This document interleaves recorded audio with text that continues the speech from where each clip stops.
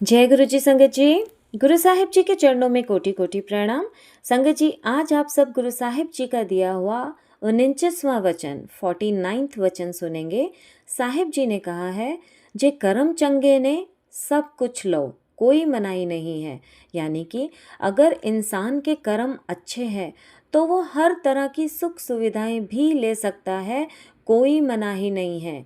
संगत जी, साहिब जी का ये वचन हमें समझाता है कि भगवान, हमारे गुरु साहिब जी हमें कभी भी तंग दिली से जीने के लिए नहीं कहते, बल्कि वो हमें भक्ति का असली मतलब समझाते हैं।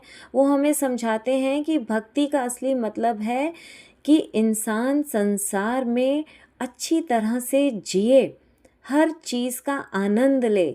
भक्ति का मतलब ये नहीं है कि इंसान को संसार को छोड़ देना है, त्याग देना है, बल्कि असली भक्ति वो है जिसमें हम अपने कर्मों पर ध्यान दें, अच्छे कर्म करें, दूसरों का भला करें और साथ ही जीवन के सुखों का भरपूर आनंद भी लें।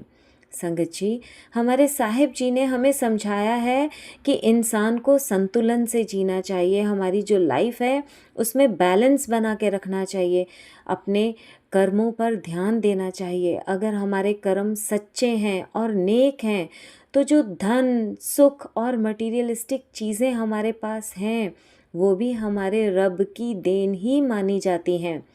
तो संगत जी, हमें अपने कर्मों को शुद्ध रखना है, उन्हें अच्छा बनाना है, भलाई करनी है, मदद करनी है। अगर हमारे रब ने हमें इस लायक बनाया है कि हम किसी के काम आ सकते हैं, किसी की मदद कर सकते हैं, तो कभी पीछे नहीं हटना चाहिए।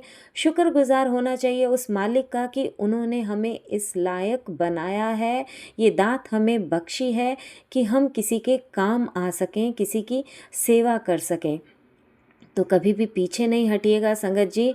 अगर आपको ऐसी कोई सेवा मिल जाती है, किसी की मदद करने की, हमेशा तैयार रहिए सबकी मदद करने के लिए, सबकी भलाई करने के लिए, और अपने कर्मों को शुद्ध रखिए।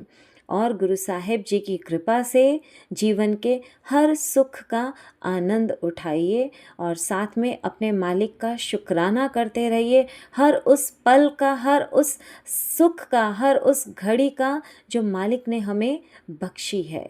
जय गुरु जी, शुक्राना गुरु जी।